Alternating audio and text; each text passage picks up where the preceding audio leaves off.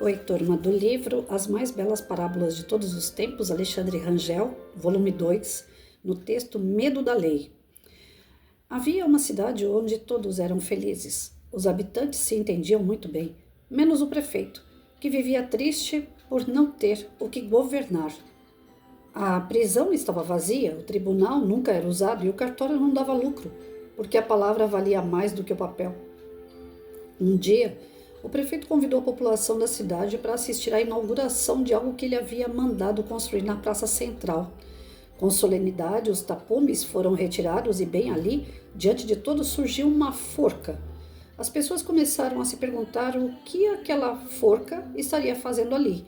Com medo, passaram a procurar a justiça para as questões que antes sempre tinham sido resolvidas de comum acordo. Passaram a recorrer ao tabelião para registrar os documentos que antes eram substituídos pela palavra. E com medo da lei, voltaram a escutar o prefeito. Diz a lenda que a força, não é força, está escrito errado aqui, que a forca nunca foi usada, mas bastou a presença dela para mudar tudo. Ora, medo da lei. Minha rinite está atacada. Medo da lei, eu acredito que a gente não tem esse tipo de problema na nossa sociedade. Tem? Acho que não. Acho que isso daqui é só uma história. Gente, é exatamente o que o Brasil está vivendo. Medo. Só não tem medo aqueles que não têm a consciência do que está ocorrendo, que está alheio a tudo. Eu já perdi 2 Facebook. Você não pode falar, você não pode se expressar, você não pode colocar as suas ideias, você não pode duvidar do que está acontecendo. Hoje, se você falar que duvida,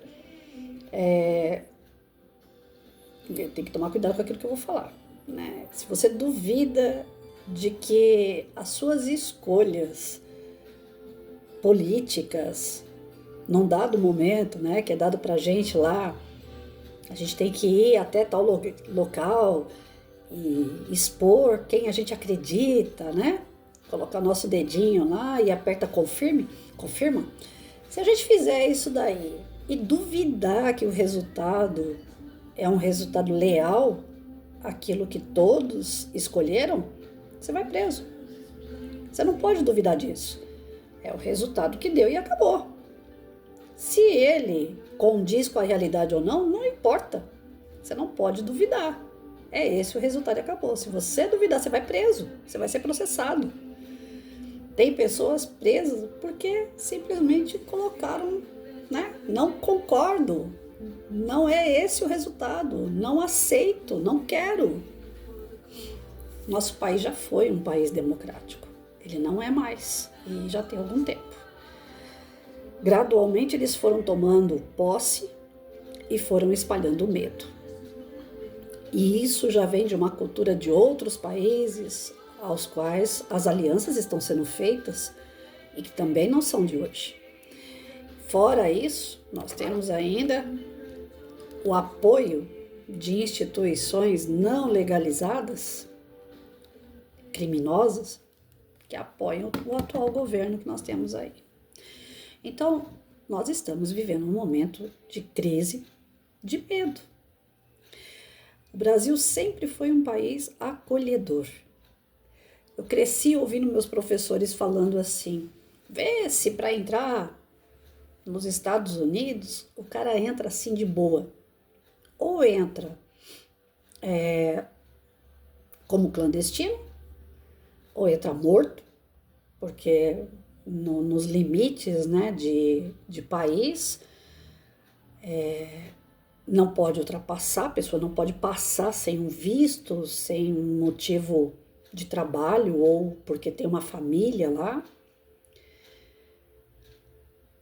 Nós temos aqui sempre aquela sensação de que o nosso país é o melhor país do mundo para se viver em termos de natureza, em termos de povo, que aceita, vem gente de fora, trabalha 2, 3 meses e enriquece. E o próprio brasileiro não acontece isso com ele. Os caras vêm de fora para mandar na gente e a gente permite. Tem muito cara que vem de fora, de outros países, vem da Argentina, vem do Chile, vem da Bolívia, Os caras se tornam um patrão em pouco tempo. E o brasileiro escravo, empregado dessas pessoas. A gente sempre foi tido como aquele país que, quando alguém está em guerra, a gente vai lá e supre, a gente ajuda. A gente acolhe os refugiados. E hoje, nós estamos, assim, vivendo o verdadeiro medo. Porque hoje não é assim. Dependendo de quem vem de fora, não entra. Só se for aliado ao governo atual. Quem está aqui está perdendo espaço. Dependendo daquilo que eu falo aqui no vídeo, vão bater na minha porta. Quando se fala em ditadura da década de 30, 40 até 70, teve excessos? Teve, das duas partes. Naquele tempo já tinha dois lados, não existia o meio termo. Ou era um lado ou era o outro. E nós estamos vivendo isso outra vez. E com excessos. Com excessos. Só que só vê quem tem olhos para ver, né? Quem não está do lado do atual se sente acuado. Eu mesmo me sinto. Eu já perdi 2 faces. Tem um mês passado, no finalzinho do mês passado. Fecharam meu Face. E eu tenho o Face atrelado a 2 páginas. Uma educacional e a outra espírita. Fechando o meu perfil, fecharia as outras 2 páginas juntas. Eu perdi tudo de uma vez só. Instagram, fecha Instagram. Cai, tomba. Tem um amigo meu que estava falando comigo esses dias que no TikTok, que é uma plataforma, né, mais para informações, diversão, que já não é atrelado assim, uma rede tão grande como um Facebook, por exemplo, ele já perdeu 2 perfis lá, porque ele colocou algo político. Então as pessoas conseguem se dar muito bem. Elas se resolvem entre si. Se não houver uma lei do medo. Se houver uma lei justa, se houver uma lei que... Por isso que tem aquela figura, aquela estátua da lei com uma bandana, né, no olho, fechando, porque ela não pode tomar um lado. A lei não foi feita para isso. Para chegar e passar a mão na cabeça de um e punir o outro. A lei ela tem que ser igual para todos. Por isso que tem aquela faixinha, né, na estátua lá da lei. É algo que ela não tem que tomar partido. E nós estamos vivendo um momento que nem os partidos têm força. É a lei que tem força em cima dos partidos. Nós estamos vivendo um momento assim extraordinário que eu nunca vi nos meus 53 anos. E nunca ouvi falar, nem na época que meu pai conversava comigo sobre política. Então esse medo da lei é muito perigoso. É muito perigoso. Essa é a verdadeira ditadura, porque se é partido que está tomando um extremismo, a gente recorre à lei para que ela puna o extremismo. Mas quando a lei passa a ser o extremo, vai recorrer a quem? Só sobrou para nós a prece, as orações. E se a gente for tomado isso dentro do contexto educacional, que o canal é para isso, né? Nós vamos ver o quê? Que o poste está fazendo xixi no cachorro. Tem muita gente que quando toma o poder dentro de uma direção de escola, passa a ser a lei. E essa lei, às vezes, tem simpatia por um grupo de professores e não tem simpatia por outros grupos. Beneficia uns e persegue outros. O professor fica trabalhando sob pressão, com medo. E eu sempre fui desse grupo de professores perseguida. E eu não tenho mania de perseguição e nem de vitimismo. Eu não falo nesse contexto. Nunca fui vítima de nada. Eu sempre trabalhei, meu trabalho aparecia e aí eu era perseguida devido ao meu trabalho, que não condizia com a lei dada por alguns diretores, que estavam atrelados a um sistema corrupto. A gente tem que, no final do ano, mostrar que as crianças aprenderam tudo. Então, chega no final do ano, você não pode reter aluno. A gente tem que mostrar que a prefeitura está trabalhando, que o Estado está trabalhando. Então, você tem que colocar dados que as crianças estão produzindo. No dia de prova, que essas provas externas, que vem prova pronta do governo federal, estadual e tal, ou da prefeitura, os alunos que têm muita deficiência, que têm muita dificuldade, pode mandar ficar em casa, para que os dados saiam melhores, os resultados sejam melhores.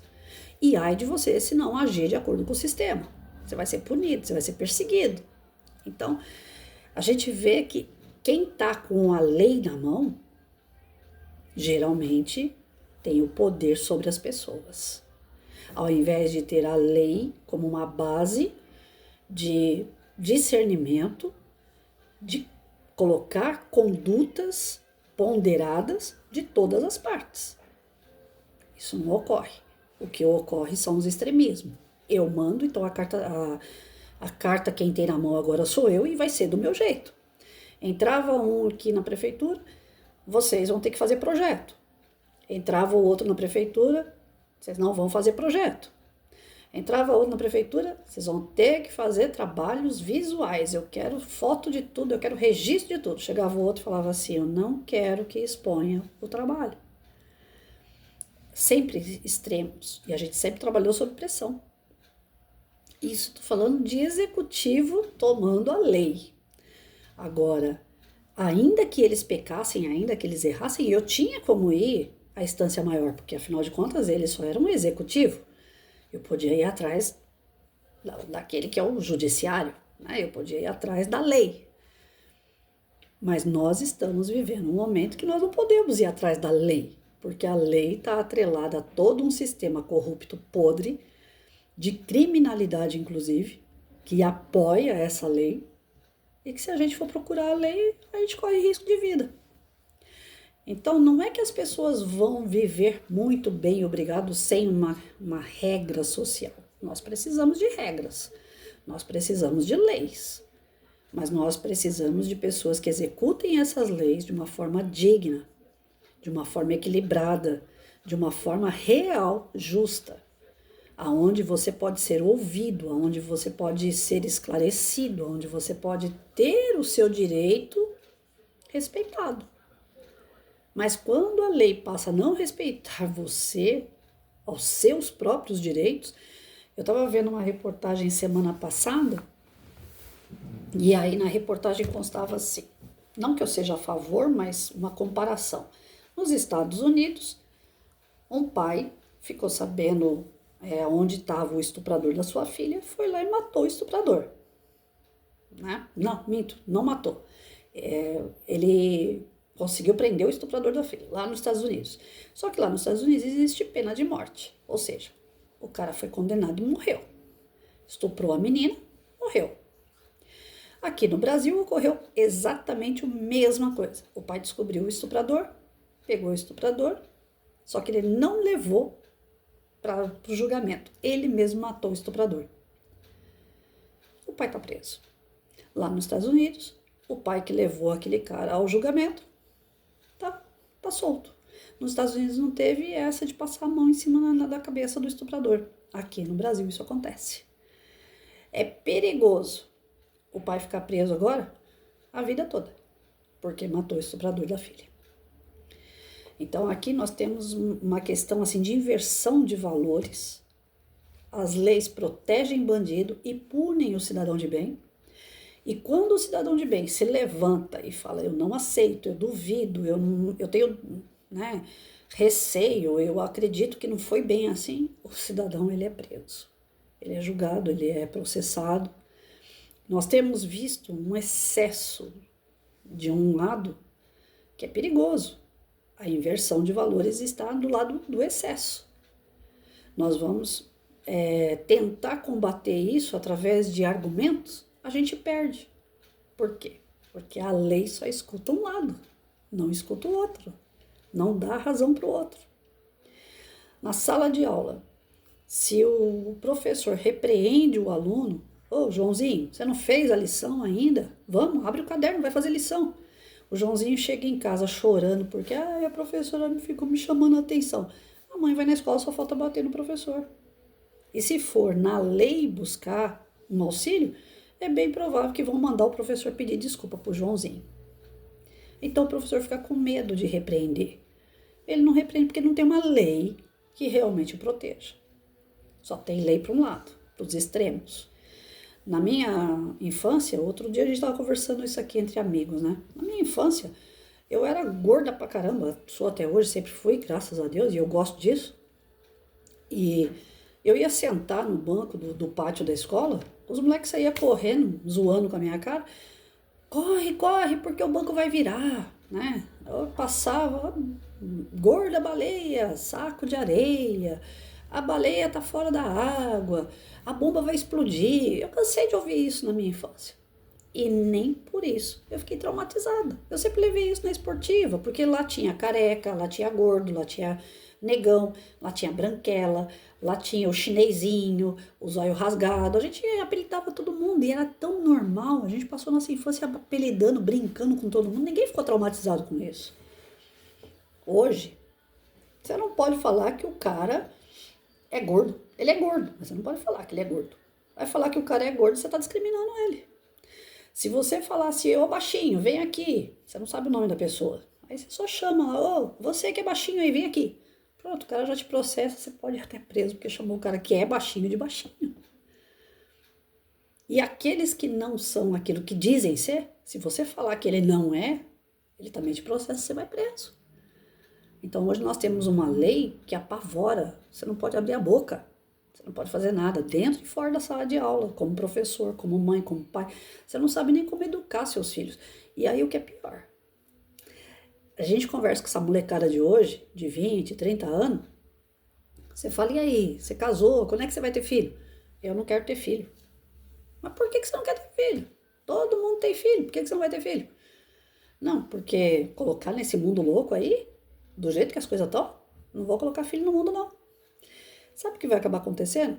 E já está acontecendo, na verdade, por isso que as mudanças foram feitas, né, na questão da aposentadoria. O Brasil está ficando um Brasil de gente velha, porque os jovens não estão chegando com filhos, eles estão parando de procriar.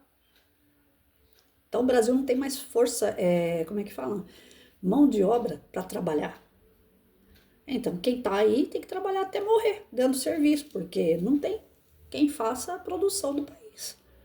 Os jovens não querem mais ter filho. Nós estamos ficando um país de gente velha. Quando você tem um país de gente jovem, os outros que são mais velhos podem se aposentar mais cedo, porque tem força de trabalho, tem mão de obra de trabalho. Mas se o Brasil não tem jovens para trabalhar, os velhos é que tem que ser mula e trabalhar até o fim da vida. Isso muita gente não consegue entender. Mas olha os censos, né? Aqueles que tem, que também não são lá grande coisa, não são tão verídicos, né? Tem muita mentira naquilo. Mas esses censos que tem do IBGE, eu trabalhei no IBGE, eu sei como é que é. Tem muita gente que vai lá e preenche questionário e nunca nem conversou com as pessoas da rua, nunca bateu numa porta para poder realmente fazer um censo, um recenseamento sério. Mas ainda que seja superficial, ali a gente tem uma ideia que o Brasil está ficando um lugar de gente velha. Nós estamos envelhecendo e os novos não querem ter filho. Aí você pergunta por que não quer ter filho e fala, porque esse mundo tá doido. Eu vou colocar filho nesse mundo para sofrer? E por que as pessoas pensam que o mundo tá assim? Porque não existe como a gente buscar recurso de mudar isso. Porque quem deveria fazer o meio de campo não está fazendo. É a justiça, as leis. Quem cria as leis? Cria de acordo com a sua conveniência. Você coloca lá um deputado, um vereador que vai te representar, ele não representa as suas ideias. A grande parte deles representa as próprias ideias. Chega lá, eles mudam tudo. E sempre com a mesma desculpa. Ah, eu sozinho não posso fazer nada. Eu tenho que ter apoio da bancada, a bancada não quer. Então por que você colocou o cara lá? E aí esses dias atrás eu estava escutando também eles dizerem que vão aumentar o número de deputados. Porque o número que tem não é o suficiente para representar o povo. Eles aumentam o próprio salário. E o povo aumenta juros. O povo aumenta trabalho. Daqui a pouco a gente está rasgando aquilo que Getúlio Vargas fez. E olha que Getúlio pisou na bola pra caramba, mas em relação à carteira de trabalho, às leis trabalhistas, Getúlio ele tinha que acalmar o povo na época, e ele acalmou muito bem, através de todas as leis que ele foi lançando para o trabalho, para beneficiar o trabalhador. Quem trabalhava naquela época do Getúlio se deu muito bem. Quem não ia contra as suas ideias, né? Também era extremo pra caramba. Mas ele lançou leis trabalhistas maravilhosas. O 13º, mulher trabalhar menos horas, né? Ter o direito de hora extra, a carteira assinada, tudo que vem de benefício através da carteira assinada. Não vai me assustar em nada daqui a pouco falar assim, vai ser tudo contratado. Não vai ter mais efetivo de concurso, não vai ter mais carteira, agora é contrato. Você vai lá, trabalha 6 meses e não sabe se depois você vai continuar empregado ou não. Não vai, eu não vou estranhar se eles fizerem isso, rasgarem as leis da década de Getúlio Vargas. E olha, tem muita coisa ainda que pode vir, desculpa, não sou pessimista não. Mas de acordo com o que eu tô vendo aí, se não houver mudança, ainda vai vir muita coisa ruim. E aí tem um livro que eu li na época que eu me formei no magistério, que é interessante vocês buscarem. Revolução dos Bichos. Leiam este livro. É um livro que nasceu dentro desse quadro que nós estamos, com uma ideologia, com ideias de mudar um sistema que era ditador, que colocava as pessoas em meio à coação, ao medo, né? Esse mesmo grupo que hoje está aí quis desenvolver dentro de nós aquela força para revolucionar, para mudar a situação que a gente não estava feliz. E hoje eles fazem exatamente o que eles lutavam contra na época e muito mais. Porque, gente, chegar na década 2025 e a gente não poder falar, a gente ter medo de colocar uma postagem no Facebook porque ele pode cair, fechar sua página, que é o seu meio de comunicação, e alegando que você utilizou aquele meio de uma forma errada. Quem são essas pessoas para dizer se aquilo que eu estou falando é forma certa ou não? Cadê a minha liberdade de expressão? Eu tenho que pensar e falar como querem que eu pense e fale? Olha que ponto nós estamos chegando.